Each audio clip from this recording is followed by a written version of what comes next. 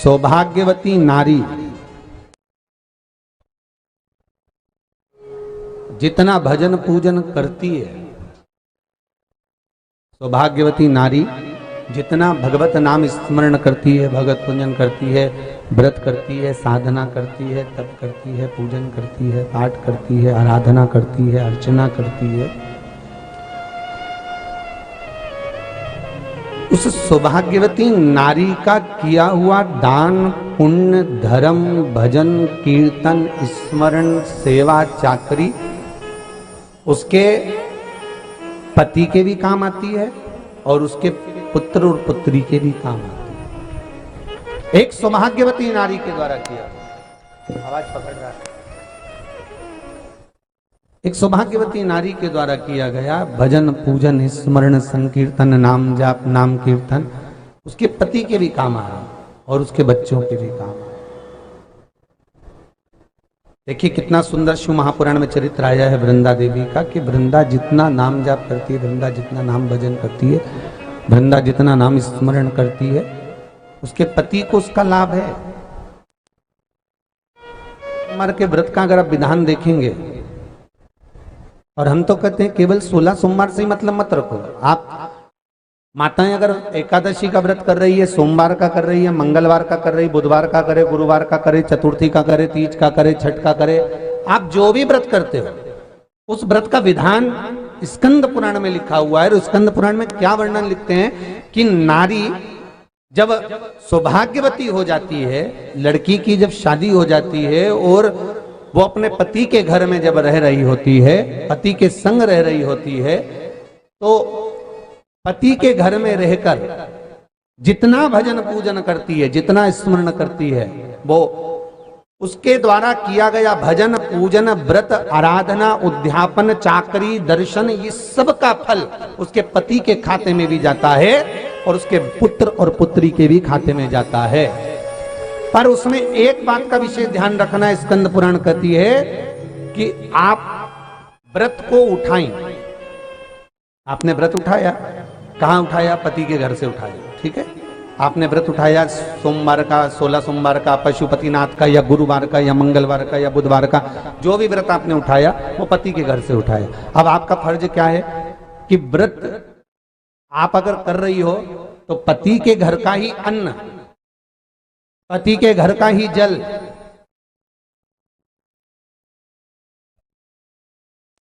पति के घर का ही सुख आनंद महाराज हमको प्राप्त हो।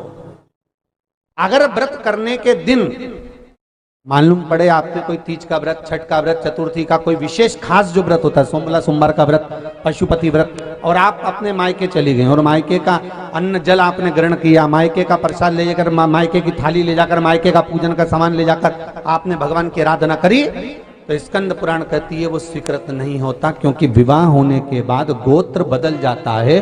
उस गोत्र का अन्न चाहिए, उस गोत्र का भाग चाहिए। अगर बहुत रोग में ग्रसित हो ना, बहुत रोगीले हो गए ना, बहुत कोई बीमारी ज्यादा हो गई ना, तो स्थान शंकर के मंदिर के बना लो। तो जिसको हमको साफ करना है तो और वहां चंदन की एक बिंदी रखकर आना, दो स्थान बना लेना। पहला ये जो जलाधारी है, अशोक सुंदरी वाला जो स्थान है, पहला स्थान अशोक सुंदरी का स्थान, जहां पर बीच में एक मोटी सी लाइन रहती है, उसके आसपास में जो जगह रहती है उस जगह को जल से साफ करिए, और जल से साफ करने के बाद में उसी को अपने शरीर पर थोड़ा सा लगाइए, हाथ को धो लीजिए, थोड़ी सी चंदन की बिंदी दोनों ओर लगा दीजिए। पहला स्थान।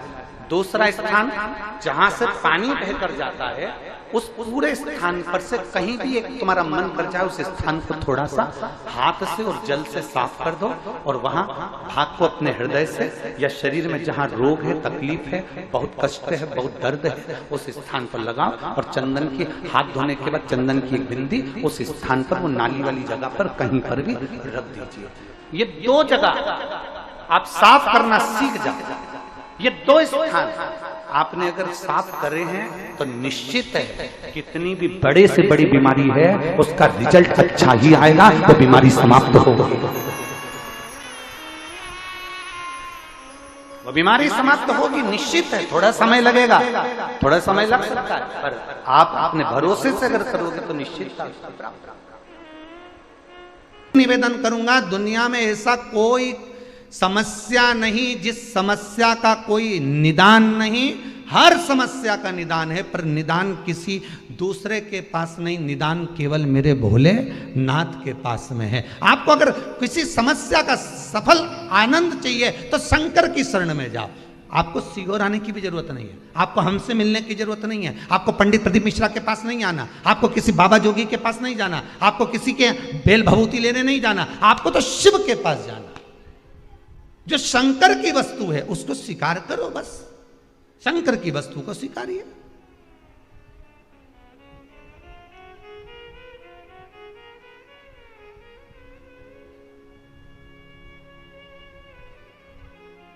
शंकर की वस्तु को स्वीकार करना चालू कर दीजिए। अरे भाई, शिव महापुराण की कथा तो यहां तक कहती है, यहां तक वर्णन कर रही है, जिस व्यक्ति की नौकरी नहीं लगती, सर्विस नहीं लगती, हर जगह पर अप्लाई कर रहा है, बार बार इंटरव्यू देने जा रहा है, लगातार उसको अगर सफलता प्राप्ति नहीं हो रही है तो धतूरा ढूंढो। धतूरा कहीं बाजार में नहीं मिलेगा, किसी वृक्ष से धतूरा तोड़ लिया, कुछ मत चढ़ा, तू शंकर जी के मंदिर में जाकर तेरा नाम और गोत्र बोल और शिव जी को धतूरा चढ़ाना चालू कर दे और बाबा से विनती कर, धतूरा चढ़ाना चालू कर। अब धतूरा कोई बहुत कीमती होता है क्या? बहुत पैसे का मिलेगा क्या? कहीं पे भी मिल जाएगा। धतूरा तोड़ और चढ़ा शंकर जी को। रोज नियम बना ले कि एक धतूरा मैं शंकर जी को चढ़ाऊंगा, प्रतिदिन चढ़ाऊंगा, शिव जी से जाकर निवेदन करूंगा प्रतिदिन। शंकर जी की प्रिय वस्तु में धतूरा, बेलपत्र आदि कादि की तो है, क्या है? चढ़ा रोज एक धतूरा, फिर वही धतूरा जिसकी यहां तू इंटरव्यू देने जा रहा है उसी के सिर पे चढ़ गया। जो तूने शिव जी के चढ़ाया वही धतूरा वहां चढ़ा है, तू क्यों चिंता करता है? तत्व देखिएगा। कई लोग कहते हैं महाराज जी, जिस रुद्राक्ष को हम पहनते हैं उस रुद्राक्ष को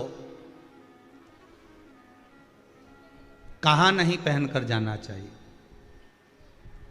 5 स्थान बताएं जहां रुद्राक्ष पहनकर नहीं जाया जाता। कितने स्थान हैं? 5। और रुद्राक्ष को 5 स्थान पर पहनकर नहीं जाते, पर रुद्राक्ष के लिए वर्णन किया गया कि रुद्राक्ष कब कब उतार कर उसको वापिस अभिमंत्रित करना चाहिए। 5 जगह पहनकर नहीं जाना चाहिए और रुद्राक्ष को अभिमंत्रित करना मतलब सीधा अमावस्या के दिन, पूर्णिमा के दिन, शिवरात्रि के दिन, श्रावण महीने के सोमवार को, प्रदोष के दिन, ये दिन आपके शरीर में जहां पर भी रुद्राक्ष है, आपके गले में अगर आप रुद्राक्ष पहने हो, आपके हस्त कमल में आप रुद्राक्ष पहने हो, आपने अपने पास में कहीं रुद्राक्ष रख रखा है, तो उस रुद्राक्ष को अमावस्या, पूर्णिमा, शिवरात्रि या श्रावण का सोमवार या प्रदोष आदि इस दिन उस रुद्राक्ष को एक बार दूध में धोने के बाद उसमें थोड़ा सा सरसों का तेल अवश्य लगाना चाहिए। क्या होगा उससे? उससे होगा क्या? शिव महापुराण की कथा कहती है, महाराज रुद्राक्ष को दूध में धोने के बाद, स्नान कराने के बाद जल से स्नान कराया, थोड़ा सा सरसों का तेल लगा दिया। महाराज क्या मिलता है उससे? तो कहा उस रुद्राक्ष में बल प्राप्त होता है। कौन सा बल? जो शरीर के अंदर बीमारियां बढ़ती हैं, उस बीमारी को वो रुद्राक्ष धीरे धीरे समाप्त करना प्रारंभ कर देता है। पर एक और चीज याद रखना, जिस रुद्राक्ष के पानी को आप बीमारी के समय पर गलाकर पीते हो, उसमें सरसों का तेल नहीं लगाना।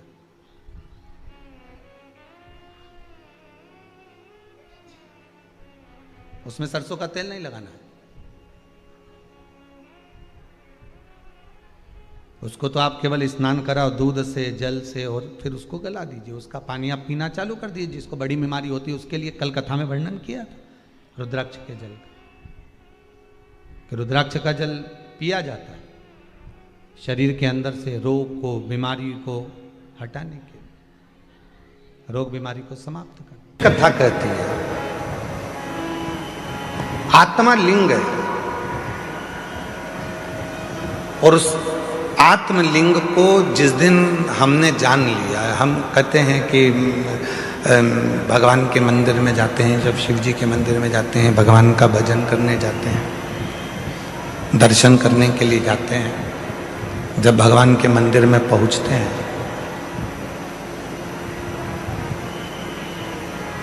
क्यों कहते हैं कि लोग कि गुरुजी एक लोटा जल और सारी समस्या का हल, ऐसा कैसे हो सकता है?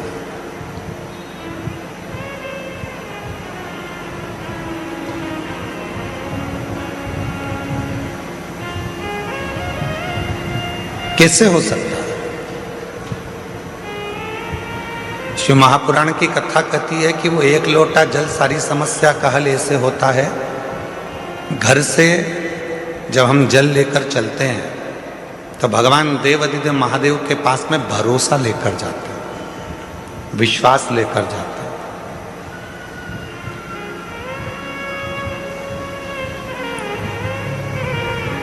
ये आत्मलिंग जब शिवलिंग के सामने जाता है, और आत्मलिंग और शिवलिंग के बीच में जो जल चढ़ाया जाता है, जो जल चढ़ता है, वो आत्मलिंग और शिवलिंग के विश्वास को, भरोसे को दृढ़ कर देता है।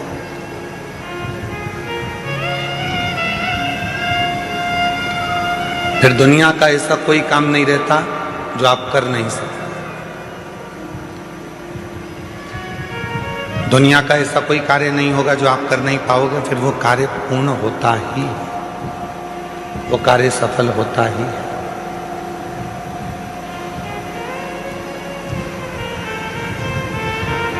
एक सुंदर चरित्र,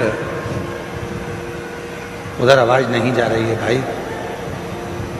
आप आवाज खोल रहे हो परंतु वो गूंज रही है, उसको डीले कम करो, क्योंकि वैसे ही वो हॉल है ना, तो गूंज रही है, और आवाज को क्लियर करो। और इधर साइड में आवाज नहीं जा रही है, तुम्हारे लड़कों को भेजो उधर सुनने के लिए। उधर भी नहीं आ रही है क्या? उधर भी लड़कों को भेजिए। शिव कथा कह रही है, भगवान देवाधिदेव महादेव का चरित्र कह रहा है, भगवान शंकर की पवित्र कथा कह रही है।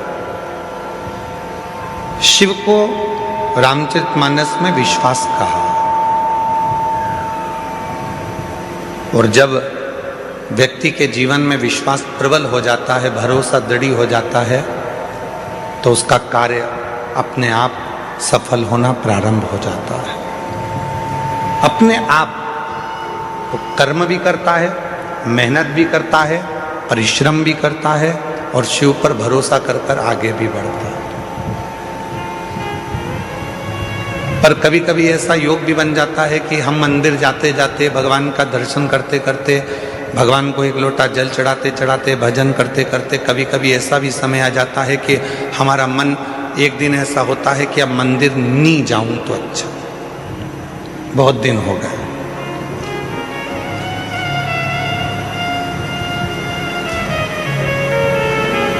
रोज कथा सुनते हो,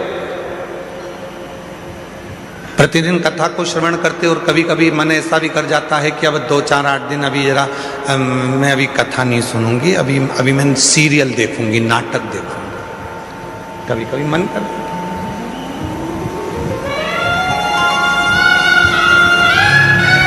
रोज ही तो सुनते हैं। प्रतिदिन तो श्रवण करते हैं। तो अब मैं कथा ना सुनकर मैं नाटक देखूंगी, सीरियल देखूंगी। आवाज गूंज रही है, खींच के बोलना पड़ रहा है, आवाज को क्लियर करो आवाज।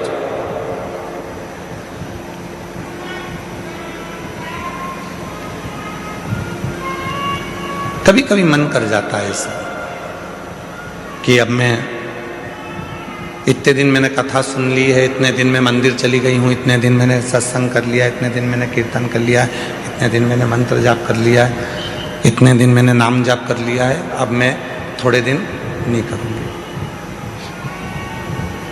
क्यों? कभी आपने विचार करा कि ऐसा मन में भाव क्यों आ जाता है? किस लिए आ जाता है? गुरु में और भगवान में एक बहुत बड़ा अंतर है। गुरु में और परमात्मा में एक बहुत बड़ा अंतर है।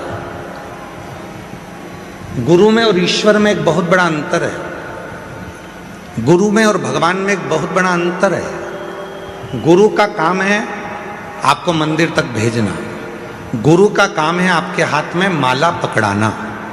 गुरु का काम है आपको शंकर के मंदिर तक भेजना।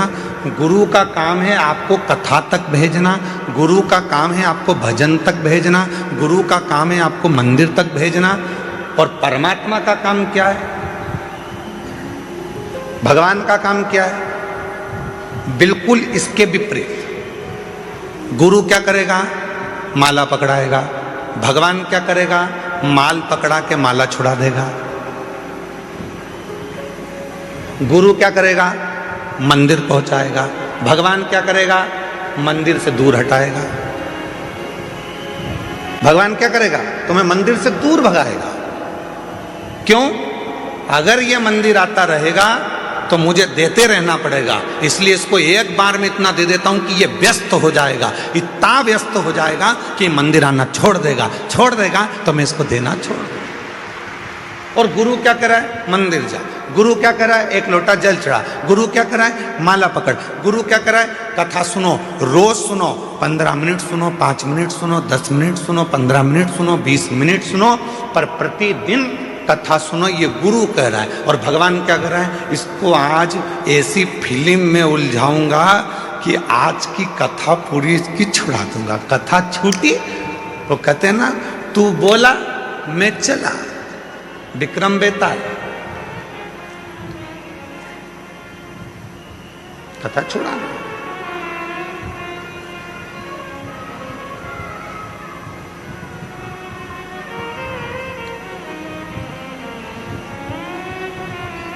गुरु मंदिर भेज रहा है, गुरु शिवालय तक भेज रहा है, गुरु परमात्मा के पास भेज रहा है, गुरु सत्संग में भेज रहा है, गुरु परमात्मा की भक्ति में भेज रहा है। और परमात्मा मंदिर को छुड़ा रहे हैं, माला छुड़ा रहे हैं, सत्संग छुड़ा रहे हैं, भजन छुड़ा रहे हैं।